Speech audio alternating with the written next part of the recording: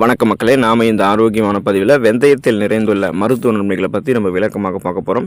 வெந்தயத்தில் நிறைய ஊட்டச்சத்துக்கள் இருக்கிறதால டயோஸ்டினின் என்னும் சொல்லக்கூடிய அந்த சேர்மமும் இருக்கிறதால நிறைய மருத்துவ நன்மைகளை வெந்தயம் நம்ம கொடுக்கும். இயற்கையாகவே நம்ம உடல் சூட்டை நீக்கி உடலுக்கு குளிர்ச்சியை தரக்கூடியதுங்க இந்த வெந்தயம்.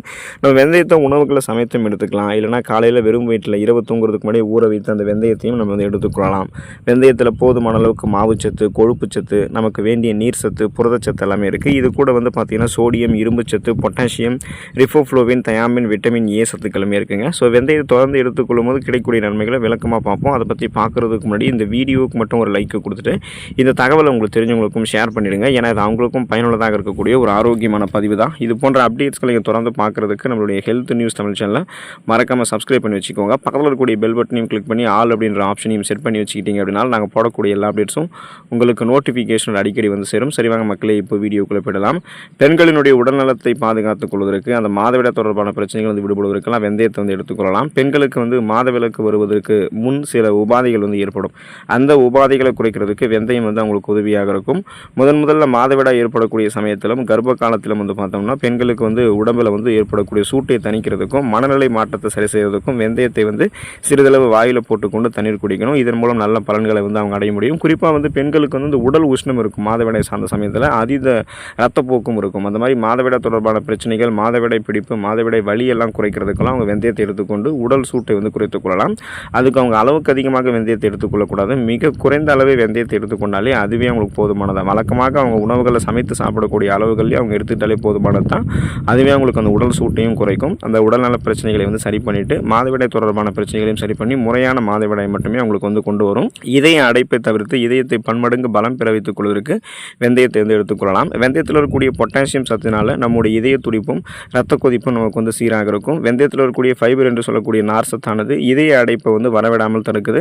வெந்தயத்தை நமக்கு சீமை புளி, அத்திப்பழம், திராட்சை இது எல்லாத்தையுமே ஒரே அளவாக எடுத்துக்கொண்டு நீரோட தேன் கலந்து சாப்பிடும்போது இதய வலி, மூச்சடைப்பு இதெல்லாமே நமக்கு நீங்கிடும். ஸோ வெந்தயம் நார் சத்து கொண்டிருக்கிறதால நம்ம ரத்த நாளங்களில் படிந்திருக்கக்கூடிய கெட்ட கொழுப்புகளை நமக்கு அகற்றிவிடும். இதனால் ரத்த நாளங்கள் வழியாக ரத்தம் ஓட்டம் இதயத்துக்கு போதுமான அளவுக்கு போக ஆரம்பிக்கும். இதய துடிப்பும் சீராக இருக்கிறதால மாரடைப்பு, பக்கவாதம், இதய தமனிகளில் வீக்கம் ஏற்படுதல், இதய தசைகள் வலுவிழந்து போகுதல் போன்ற பக்க விளைவுகள் ஏற்படாதுங்க. இப்போ நம்ம நரம்புகள் இருக்கக்கூடிய இறுக்கங்களை தளர்த்திக்கிட்டோம் அப்படின்னா அந்த பிபி என்று சொல்லக்கூடிய பிளட் ப்ரெஷர் ரத்தத்திலிருந்து விடுபடலாம். அதுக்கு வெந்தயத்தில் இருக்கக்கூடிய பொட்டாசியம் நமக்கு துணை புரியும். ஸோ நரம்புகள் இருக்கக்கூடிய இறுக்கங்களை தளர்த்திக் கொள்ளலாம். ரத்த நாளங்களில் கொழுப்பு படிவுகளையும் அகற்றிக்கொள்ளலாம். மேற்கொண்டு நரம்புகளில் இறுக்கம் ஏற்படாமலும் ரத்த நாளங்களில் கொழுப்பு படிவுகள் ஏற்படாமலும் பாதுகாத்துக் கொள்ளும் போது பிபி ப்ராப்ளம், கொலஸ்ட்ரால் பிரச்சனைலாம் இல்லாமல் இதய அடைப்பை தவிர்த்து இதயத்தை பன்மடங்கு பலம் பெற வைத்துக் கொள்வதற்கு வெந்தயம் நமக்கு ஹெல்ப் பண்ணும். நம்மளுடைய ரத்தத்தில் இருக்கக்கூடிய சர்க்கரையினுடைய அளவை கட்டுப்படுத்துறதுக்கு நம்ம வெந்தயத்தை எடுத்துக்கொள்ளலாங்க. வெந்தயத்தில் கரையக்கூடிய நார் சத்து இருக்கிறதால ரத்தத்தில் இருக்கக்கூடிய சர்க்கரையினுடைய அளவு குறையும். அமினோ அமிலச்சத்து வெந்தயத்தில் இருக்கிறதால இன்சுலினுடைய சுரப்பை நம்முடைய உடலில் சீராக வைக்கிறதுக்கு வெந்தயம் துணை புரியும். இதுக்கு நீங்கள் இரவு நேரங்களில் வெந்தயத்தை தண்ணீரில் ஊற வச்சுட்டு விடிந்ததும் தண்ணீரோடு சேர்ந்த அந்த வெந்தயத்தை குடிச்சிட்டு வந்தீங்க அப்படின்னா உங்களுடைய ரத்தத்தில் இருக்கக்கூடிய சர்க்கரையினுடைய அளவு குறைய ஆரம்பிக்கும்.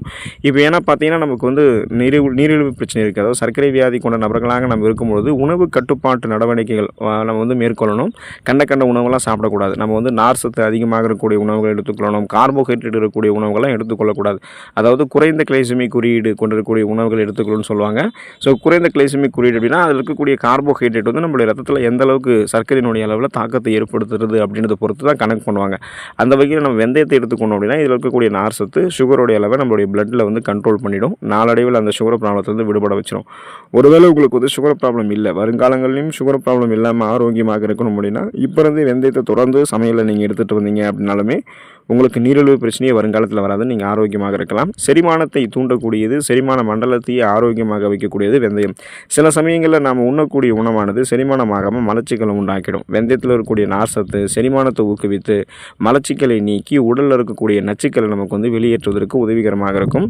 அது மட்டும் இல்லாமல் வெந்தயம் நம்மளுடைய உடலுக்கு குளிர்ச்சியை கொடுக்கும். சிறுநீரகத்தை சீராக நமக்கு ஆரோக்கியமாக பராமரித்து சிறுநீர் கடுப்பை நீக்கி கழிவுகளை சிறுநீர் வழியாக நமக்கு வெளியேற்றிடும். நம் உடம்பை வறட்சியிலிருந்து பாதுகாத்து நன்றாக பசியிடக்கூடிய தன்மையும் கொடுத்து நரம்புகளையுமே பலப்படுத்தக்கூடியதாக வெந்தயம் இருக்குது. ஸோ எது எப்படி இருந்தாலும் நீங்கள் சாப்பிடக்கூடிய உணவுகளை வந்து செரிக்க வச்சு செரிமானமான உணவுகள்லேருந்து ஊட்டச்சத்துக்களை உறிஞ்சி மீதம் இருக்கக்கூடிய கழிவுகளை உங்களுடைய குடல்கள்லேருந்து வெந்தயம் வெளியேற்றி ஒட்டுமொத்த செரிமான மண்டலத்தையுமே உங்களுக்கு பாதுகாக்கும்.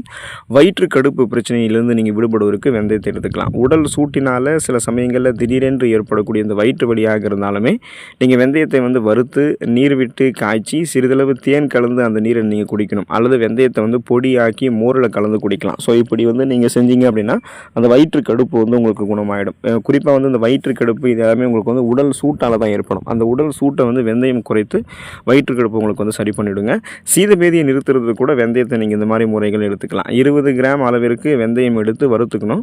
அதில் நீங்கள் இடித்த வெல்லத்தை 50 கிராம் வந்து சேர்த்து பிசைஞ்சு ஒரு நாளைக்கு 4 முறை வந்து சாப்பிட்டு வந்தீங்கன்னா சீதபேதி நிற்கும்.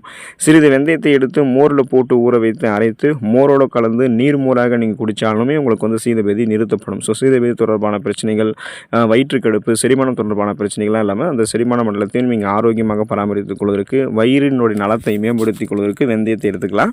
இப்போ நெஞ்சு எரிச்சலை தடுக்கக்கூடியது வெந்தயம். அதாவது அசிடிட்டி ப்ராப்ளத்துலேருந்து உங்களை வெந்தயம் விடுபட வச்சுருங்க. வெந்தயத்தில் இருக்கக்கூடிய பசைத்தன்மையானது உங்களுடைய வயிற்றிலுடைய அந்த உட்புறத்தில் வந்து சூழ்ந்து கொள்வதால் எரிச்சலை உண்டாக்கக்கூடிய குடல் தசைகளை சரி பண்ணிடும்.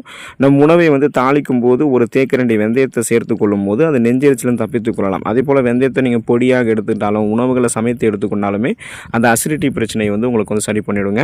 காய்ச்சலை குறைக்கக்கூடியது வெந்தயம். வெந்தயத்தூள் வந்து ஒரு தேக்கரண்டி, எலுமிச்சை சாறு மற்றும் தேன் இதை எல்லாத்தையுமே நீங்கள் நீரில் கலந்து குடிக்கும் போது காய்ச்சல் உங்களுக்கு வந்து குறையும்.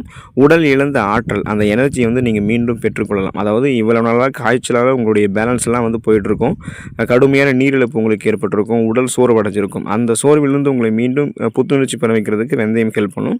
வெந்தயத்தில் இருக்கக்கூடிய பசைத்தன்மையானது இருமல், சளி இந்த மாதிரி காய்ச்சலோடு ஏற்படக்கூடிய நிறைய பக்க விளைவுகள், துணையாக இருக்கக்கூடிய அந்த நோய்களையுமே நமக்கு வந்து சரி பண்ணிவிட்டு உடல் நமக்கு பலமாக வைக்கும். குறிப்பாக காய்ச்சலை குறைக்கூடியதற்கு வெந்தயத்தை வந்து நம்ம சமையலில் வந்து சமைத்து எடுத்துக்கொள்ளலாம். வெந்தய குழம்புகளாக கூட நம்ம எடுத்துக்கலாம். சருமத்தை பாதுகாக்கிறதுக்கு வெந்தயத்தை நம்ம வந்து பயன்படுத்தலாம். அதுக்கு நீங்கள் என்ன பண்ணணும் அப்படின்னா நீரில் ஊற வைத்த வெந்தயத்தை நல்லா அரைத்து அதை நம்முடைய சருமத்தில் ஏற்பட்டிருக்கக்கூடிய காயத்தின் மீது பயன்படுத்தலாம். தீக்காயம், கொப்புளம் பிரச்சனைகளை இது தீர்க்கும். நீண்ட நாட்களாக மறையாமல் இருக்கக்கூடிய தழும்புகள் கூட மறையும். நம்மளுடைய இந்த சரும அழகு நமக்கு வந்து ஆரோக்கியமாக இல்லாமல் இருக்கிறதுக்கு காரணமே இறந்த செல்கள் தான். அந்த டெட் செல்ஸ் நம்ம ரிமூவ் பண்ணிட்டோம் அப்படின்னா நம்ம சரி பண்ணிக்கலாம். அப்போ வெந்தயத்தை நம்ம முகத்தில் அரைத்து பூசும்போது அந்த இறந்த செல்கள் அழிக்கப்பட்டு செல்கள் மீண்டும் மீண்டும் புதுப்பிக்கப்படும். சருமத்தில் கோலஜன் உற்பத்தி மேம்படும். ரத்த ஓட்டம் வந்து நமக்கு சீரான அளவில் சருமத்தில் பாய ஆரம்பிக்கும் போது நீர் சத்து வந்து சருமத்தில் வந்து கிடைக்கும். ஸோ நீரேற்றமாக சருமம் வந்து புத்துணர்ச்சியாக இருக்கும். இதனால் முகப்பொருட்கள், கண் கருவளையங்கள், கரும்புள்ளிகள், வயதான சுருங்கிய தோல் அமைப்பு, அதுக்கப்புறம் இந்த கோடுகள், கரைகள் கொண்ட மாசு மருவான சருமமெல்லாம் இருக்காது. ஒரு யங்கான ஒரு சருமம் நமக்கு வந்து கிடைக்கும். ஒரு இளமையான ஒரு தோற்றத்துடன் நம்ம இருப்போம். அதுக்கு வெந்தயத்தை நம்ம பயன்படுத்தலாம். அதுக்கு தான் பார்த்தீங்கன்னா அந்த முக அழகிற்கு வெந்தயத்தை வந்து ஊற வைத்து தயிரோடு நீங்கள் சேர்த்து பேஸ்ட் போல் அரைச்சி ஃபேஸ் பேக் மாதிரி உபயோகப்படுத்தலாம். இதன் மூலமாக தான் உங்களுக்கு அந்த கரும்புள்ளிகள், பருக்கள், சுருக்கங்கள் எல்லாமே உங்களுடைய முகத்திலிருந்து மறைந்து முகம் பொலிவாகும். உணவுகளில் எடுத்துக்கொள்ளாடவே உங்களுடைய முகம் வந்து உள்ளிருந்து அழகாகப்படும். நீங்கள் அரைத்து உங்களுடைய முகத்தில் வந்து நீங்கள் பூசினீங்க அப்படின்னாலுமே அந்த ஃபேஸ் பேக் மாதிரி யூஸ் பண்ணும்போதுமே சரும அழகு ஆரோக்கியமாக இருக்கும். தலைமுடி தொடர்பான பிரச்சனைகளுக்கு தீர்வு பெறுவதற்கு வெந்தயத்தை நீங்கள் எடுத்துக்கலாம். வெந்தயத்தை வந்து நீங்கள் பேஸ்ட் போல் அரைச்சி தலையில் நல்லாக மசாஜ் செஞ்சுட்டு குளிச்சுட்டு வந்தீங்க அப்படின்னா தலைமுடி வலுவலுப்பாகவும் கருமையாகவும் உங்களுக்கு மாறும். அடர்த்தியாக வளரக்கூடிய கருகருவென்று வளரக்கூடிய கூந்தல் அமைப்பை நீங்கள் பெறுவீங்க. தேங்காய் எண்ணெயில் வெந்தயத்தை சேர்த்து ஊற வைத்து மறுநாள் காலையில் வெந்தயத்தோடு சேர்த்து தேங்காய் எண்ணெயை தலையில் நீங்கள் மசாஜ் செஞ்சு வந்தீங்க அப்படின்னாலும் முடி உதிர்வு வந்து உங்களுக்கு வந்து குறையுங்க. முடியினுடைய வேர்க்கால்கள் வரைக்குமே அது ஊட்டச்சத்துக்களை கொடுத்து பேன் பொடுகு தொல்லையை நீக்கி அடர்த்தியாக வளரக்கூடிய கருகருவென்று வளரக்கூடிய கூந்தல் அமைப்பை வெந்தயம் உங்களுடைய தலைமுடிக்கு வந்து கொடுக்கும். ஸோ தொடர்ந்து நீங்கள் இந்த மாதிரி நன்மைகளை பெறுவதற்கு வெந்தயத்தை எடுத்துக்கோங்க. சமையல்லையும் சமைத்து எடுத்துக்கோங்க. அதை நீங்கள் இரவு தூங்குறதுக்கு முன்னாடி சாதாரணமாக குடிக்கூடிய நெல்லை ஊற வச்சுட்டு மறுநாள் காலையில் அப்படியும் நீங்கள் அதை வந்து எடுத்துக்கொள்ளலாம். இவை உங்களுக்கு நிறைய ஊட்டச்சத்துக்களை கொடுத்து மருத்துவ நன்மைகளை கொடுக்கறதுக்கு காரணமாக இருக்கும். அடுத்த ஆரோக்கியமான பதிவில் மறக்காமல் சந்திப்போம். நன்றி மக்களே.